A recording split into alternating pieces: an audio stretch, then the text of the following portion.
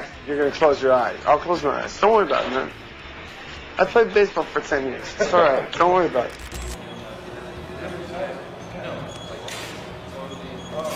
What are we doing here? What are we doing? What are we doing here? Yeah. Yeah, I was really glad because I only wanted one. And the whole music thing is changing, which is cool. When you think of rock and roll, Wild Guns N' Roses stories likely come to mind. The band seemed destined for greatness after forming in Los Angeles in 1985. Their debut album, Appetite for Destruction, released in 1987, quickly shattered records, selling over 30 million copies worldwide and becoming one of the best-selling debuts of all time. By 1988, Guns N' Roses was arguably the biggest band on the planet. Their songs were some of the biggest hits of the 80s, and many of their albums are now considered rock classics. However, early success doesn't always guarantee longevity. GNR's massive hits came with equally massive personalities, leading to frequent clashes within the band, countless lineup changes, and prolonged breakups that fans feared might be permanent. Despite this, Guns N' Roses couldn't stay off the stage, even if the lineup performing under the name wasn't always the same. Even newcomers to GNR can appreciate the legendary tales that have emerged over the years. Stories of trashed dressing rooms, mountains of drugs, and life-threatening adventures have become part of rock lore. After their 1989 world tour, Guns N' Roses took a break from the road. For Slash, it turned out that the routine of touring was the only thing preventing his addiction problems from spiraling out of control. In his memoirs, he wrote, "It turned out to be the start of a long and nightmarish obsession with heroin that lasted from 1989 through 1991. During one particularly intense binge on heroin and cocaine cocktails, Slash had a severe hallucination at an Arizona golf course. He believed he was being chased by predators with rubbery-looking dreadlocks who were armed with harpoons and machine guns. In a state of panic, Slash punched through a glass door to escape. The completely nude musician even grabbed a maid to use as an impromptu human shield. He later recounted the story to the police in vivid detail, saying, "I was still high enough that I told the story without a shred of self-consciousness." On August 27, 1989, GNR rhythm guitarist Izzy Stradlin was on a flight from Los Angeles to Indianapolis. After drinking excessively, he urgently needed to use the bathroom, but none were available. "I was drunk in the middle of this bunch of senior citizen types. I was smoking and the stewardess came over. I told her to F herself. I was drinking so much I had to take a piss. The people in the bathroom, man, it seemed like I waited an hour. So I pissed in the trash can instead. Next thing I know, we've landed, I'm walking out, and I see 10 policemen. And I remember thinking, uh-oh, I think I fucked up again." Police met Stradlin at the gate and charged him with public disturbance for smoking, making obscene gestures, and verbally abusing the stewardess. His news, guitarist Izzy Stradlin, accused of urinating in the galley of an airplane en route from Indianapolis to Los Angeles 2 months ago. Stradlin, who had been drinking on the plane and apparently couldn't gain access to a toilet, was taken off the plane during a stopover in Phoenix by FBI agents. In the spring of 1987, Guns N' Roses was recording Rocket Queen, a provocative track about intimacy. At the time, 19-year-old Adriana Smith was dating drummer Steven Adler, who had recently cheated on her. Seeking revenge, she decided to get drunk and have sex with Axel Rose. To add insult to injury, they recorded the audio and used it as a sample on the track. You can hear Smith's contributions around 2:30 on the song. Axel had some notes on her vocal performance, reportedly telling her, "Come on, Adriana, make it real, stop faking." Though Smith initially felt ashamed of the stunt, she later decided to share her side of the song's story. Slash apparently developed a fondness for exotic pets. By the early 90s, his Los Angeles home housed a collection of venomous snakes and lizards, as well as a mountain lion named Curtis. When the Northridge earthquake struck in January 1994, Slash's house sustained damage. As a result, he temporarily moved to a Four Seasons hotel in Marina del Rey and brought Curtis along with him. When Guns N' Roses returned to Los Angeles from their first tour in June 1985, they were involved in a severe car accident. The band members were in bassist Duff McKagan's car when another vehicle broadsided them at an intersection at 60 miles per hour. Miraculously, the band walked away with minimal injuries, although drummer Steven Adler broke his ankle. Slash recounted the incident in his autobiography. "Duff's car was totaled and we could have been too. That would have been a sick twist of fate, the band dying together after we'd just gotten together. It's uncommon for anyone to have a feud with David Bowie, but Axel Rose did. In 1989, Bowie visited the set where Guns N' Roses was filming the music video for It's So Easy. Axel took issue with how Bowie was interacting with his girlfriend, Erin Everly, and responded by hitting Bowie and ejecting him from the set. Showing his usual grace, Bowie apologized, and the two reconciled with a long night of clubbing. Even the Guns N' Roses pad gained a notorious reputation.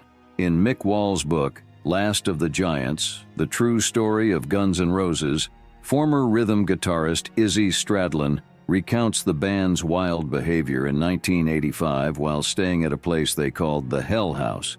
The band was so strapped for cash that they resorted to desperate measures. Izzy recalls, "We sold girls. If one of the guys was fucking a girl in our sleeping loft, we'd ransack the girl's purse while he was doing her. They were also allegedly selling drugs. Eventually, their behavior caught up with them. The LAPD became aware of their illegal activities, forcing the band members to lay low for a while. In March 1986, Guns N' Roses was poised to sign their first deal with Geffen Records, but Axel Rose nearly derailed the whole thing by throwing a tantrum. According to the band's former manager, Vicky Hamilton, Axel couldn't find his contact lenses. Accusing his bandmates of stealing them, he angrily told them to attend the contract meeting without him. Hamilton recalls that they eventually found Axel's contacts in his pants. Slash had to persuade Axel to come down from where he was sitting, on top of the Whiskey A Go-Go Club. Despite arriving at the Geffen meeting several hours late, they managed to sign the deal. Just 2 days before Christmas in 1987, Guns N' Roses guitarist Slash and drummer Steven Adler were indulging in heavy cocaine use with Nikki Sixx of Motley Crue. According to Adler, he briefly left the room to inject drugs and returned to find the door blocked by Sixx, who had passed out. Adler attempted to revive Sixx with cold water, but when that failed, he resorted to slapping Sixx's face with his hand, which was in a cast from an injury. Eventually, the slaps brought Sixx back to consciousness. The following day, when Adler visited Sixx in the hospital, Sixx asked, "Stevie, what the fuck happened to me last night?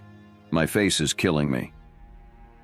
On October 23, 1986, Guns N' Roses faced a challenging night when they were supposed to open for Alice Cooper at the Arlington Theater. However, Axel Rose didn't arrive on time, or at all initially. According to their manager, the band had to improvise.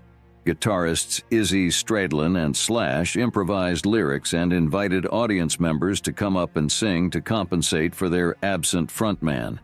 Reportedly, as Rolling Stone recounts, the band's frustration boiled over, leading them to trash the dressing room and break all the mirrors.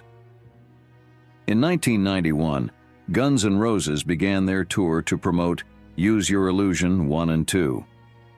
During their July 2nd show in St. Louis at the newly opened Riverport Amphitheater, nearly filled to its 20,000-seat capacity, the band performed for about 90 minutes until Axel Rose, reportedly angered by a fan sneaking in a camera, leaped into the crowd to confront them.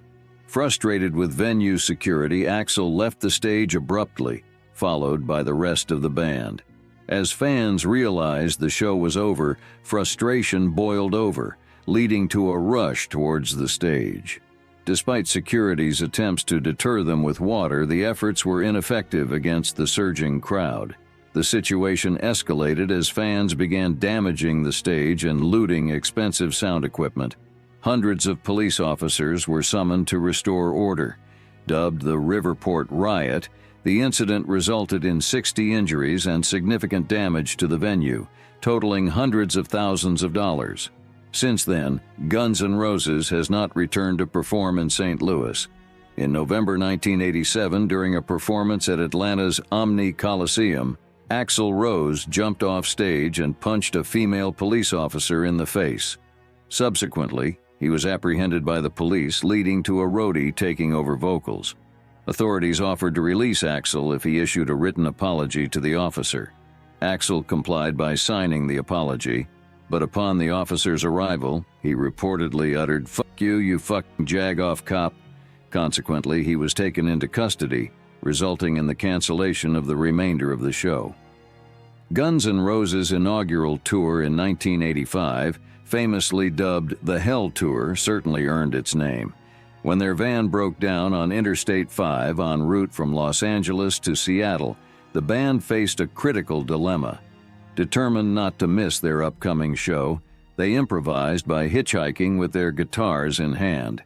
Arriving at their destination, Guns N' Roses performed using borrowed equipment, though they were ultimately not compensated the promised $200 guarantee from the venue. Despite these challenges, they managed to fulfill their commitment through sheer determination and resourcefulness.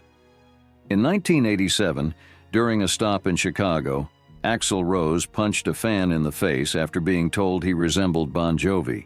The incident was followed by Axel publicly declaring Bon Jovi can suck my dick during a subsequent night's performance. This exchange reportedly contributed to strained relations between the two bands, with Bon Jovi expressing some apparent disdain towards Axel Rose. In 1992, Guns N' Roses joined Metallica on tour, culminating in a troubled stop at Montreal's Olympic Stadium on August 8th. The evening started with Metallica's James Hetfield suffering severe burns from pyrotechnics, forcing them to cut short their performance.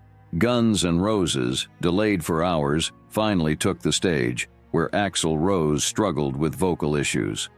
Reports vary on how long Guns N' Roses played.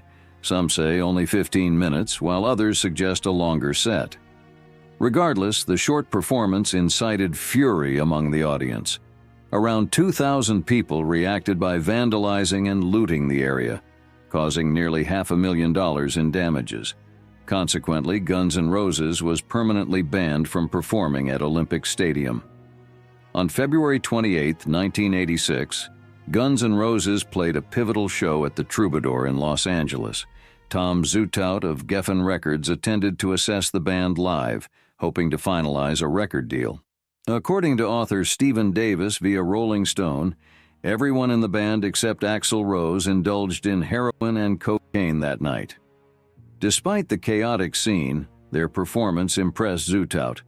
Within a month, Guns N' Roses signed with Geffen Records, securing a substantial cash advance. Notably, Slash promptly used his share of the advance to purchase more substances, reflecting the tumultuous early days of the band.